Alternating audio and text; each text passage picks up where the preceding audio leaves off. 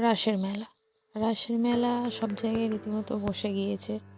তো সত্যি রাসের মেলা কথাটা শুনলে ভীষণভাবে ছোটোবেলার কথা মনে পড়ে যায়।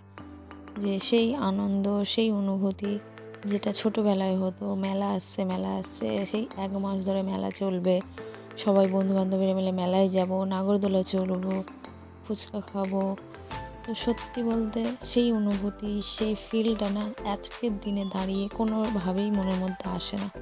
আর বিশেষ করে এই ভিড় জিনিসটা, মানুষের গ্যাদারিং সত্যি ভালো লাগে না। আর তার মধ্যে ঢুকতে, কোথাও যেতে, সেই ছোটোবেলায় যে আনন্দটা হতো, সেই বন্ধুদের সাথে ঘুরতে যাওয়া, মেলায় যাওয়া, ফুচকা খাওয়া, নাগরদোলা চড়া, সেই জিনিসটা আমাদের এখন আর ইচ্ছে লাগে না। ১ বছর পর একবার আসে, তাই না মাত্র যাওয়া মেয়েটার জন্য, শুধু তার ইচ্ছে হয় তাকে একটু দেখানোর জন্য জাস্ট যেতে হয়, তাই যাই।